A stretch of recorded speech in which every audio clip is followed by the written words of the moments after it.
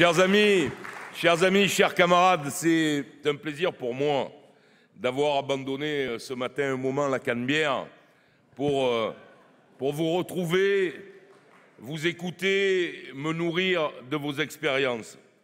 Je suis heureux de retrouver mon parti réuni et je veux le remercier d'avoir su, dans ma ville, être attentif à l'organisation de la formidable primaire municipale qui a réuni 25 000 Marseillais en octobre. Merci à Harlem, merci à Christophe Borgel, merci à Alain Fontanel pour leur présence, leur aide, leur amitié à nos côtés tout au long de cette campagne électorale. Candidat pour être le maire de Marseille, je veux ici de Paris vous dire quel est le message que ma ville veut adresser au pays. Marseille est aujourd'hui une ville fracturée. C'est une ville qui est en risque de communautarisation. 30% des Marseillais vivent sous le seuil de pauvreté. 25% de nos jeunes sont en échec scolaire. Le système clientéliste s'est installé partout. Et des dizaines d'hectares de la ville, pas seulement dans ce qu'on appelle les quartiers nord, mais dans toute la ville, sont abandonnés. Marseille souffre de son image à vos yeux, mais elle souffre surtout de la réalité de la vie des Marseillais. Marseille a été abandonnée par son maire depuis longtemps et depuis 10 ans, elle avait été abandonnée par les gouvernements de droite successifs. Souvent, les commentateurs, les journalistes me disent « Mais est-ce que vous n'avez pas peur que le soutien du gouvernement vous porte préjudice ?» À cela, je le dis, heureusement que le gouvernement de Jean-Marc Ayrault a pris en compte la situation réelle et a su dépasser les images mythiques de Marseille.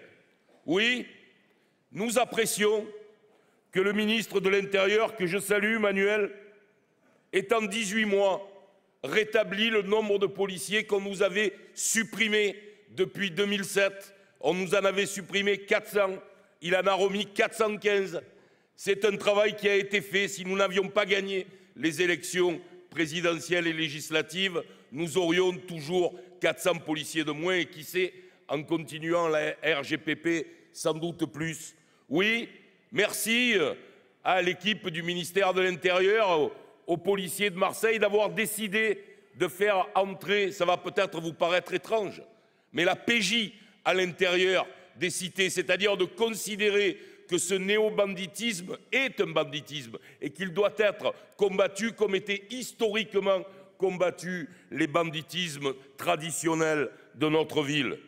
Oui, merci à Marie-Lise Lebranchu d'avoir porté avec autant de force et de courage la métropolisation de notre territoire. Seule grande agglomération française qui n'avait pas les capacités métropolitaines. Oui, grâce au gouvernement, nous les aurons le 1er janvier 2016. Notre ville sera métropolisée au cœur d'un territoire de 96 communes, changeant radicalement la question des transports, la question de l'économie. Oui, merci à Vincent Peillon d'avoir fixé comme objectif que 30% de la classe d'âge des tout-petits aillent à l'école avant 3 ans. Merci parce qu'il n'existait à Marseille, avant que le gouvernement le décide, que 5% de ces petits-là étaient à l'école maternelle. Et enfin, merci à Jean-Marc Ayrault lui-même d'avoir décidé dans l'interministériel qui a débuté le 6 septembre 2012 et qui s'est conclu par les annonces le mois dernier, de prendre en compte réellement la question des transports à Marseille pour, avec un budget puissant de 2,5 milliards, de reformater la gare Saint-Charles qui pourra enfin accueillir les trains qui organiseront un réseau de TER dont nous manquons, puisqu'il est impossible aujourd'hui de travailler à Aubagne et de vivre à Istres ou de travailler à Marseille et de vivre à Aix-en-Provence sans prendre l'autoroute. Eh bien, ce travail-là, oui, il a été fait par notre gouvernement. Et je veux le dire ici, les ministres qui voudront me soutenir à Marseille sont les bienvenus. Je ne vais pas me cacher, je ne me cacherai pas des orientations qui ont été prises. Des critiques peuvent avoir lieu ici ou ailleurs, mais les Marseillais doivent savoir ce que le gouvernement est en train de faire pour nous. Et je veux vous dire la fierté qui est la mienne de conduire cette bataille. Car Marseille, dans notre nation, Marseille, dans notre histoire, ce n'est pas, excusez-moi pour ceux qui habitent ailleurs, mais ce n'est pas n'importe quelle ville. Elle est la plus ancienne cité du pays. Elle est celle, à partir de son port, qui a diffusé la culture grecque sur notre territoire. C'est par Marseille que la chrétienté est arrivée en France. Elle est toujours la porte de la Méditerranée. Marseille, c'est la ville dont les habitants se sont saisis d'un chant qui est devenu l'hymne national le 30 juin 1792. Marseille, c'est la ville aussi, on le sait peu, qui a eu la même insurrection que Paris dans la Commune et qui a vu Gaston Crémieux, l'avocat socialiste qui dirigeait la Commune, assassiné par le même homme qui, à Versailles, a assassiné les communards Adolphe Thiers, qui par malheur était marseillais d'ailleurs. Nous sommes aussi... Ah, il n'y a pas que des jambés, hein.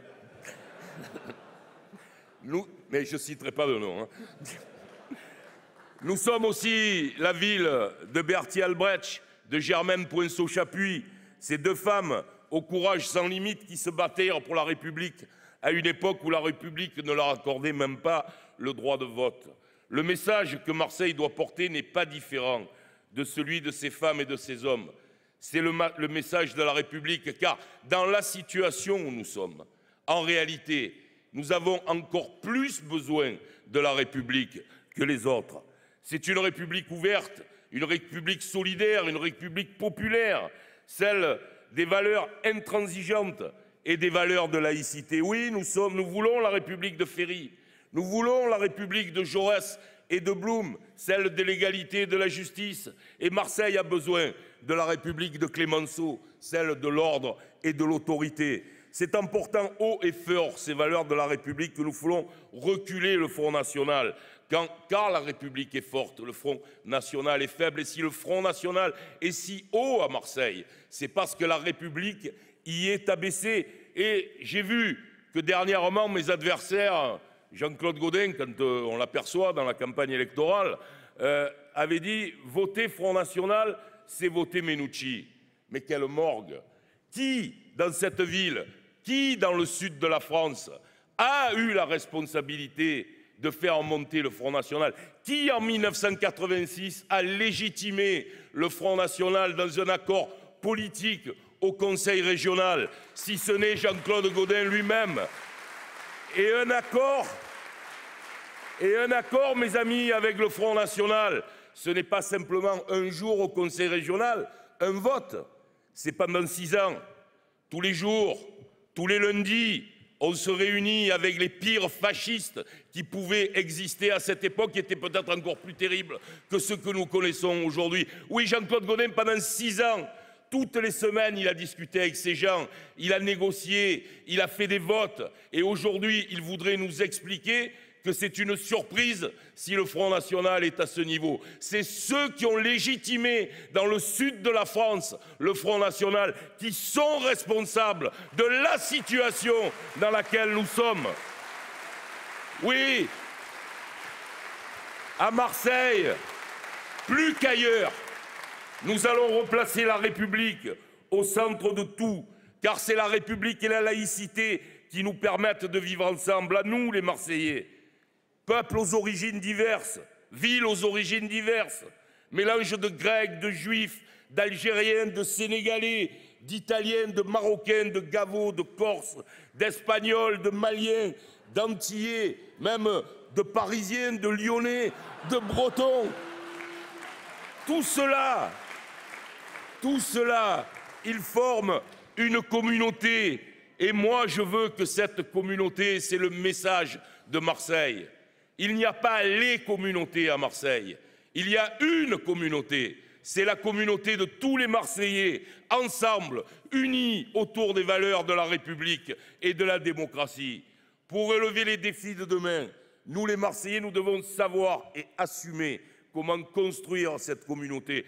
Nous savons que notre communauté, elle est issue de culture, de religion, d'histoire, d'habitude. Oui, nous le savons et nous le respectons. Cette différence-là est respectée.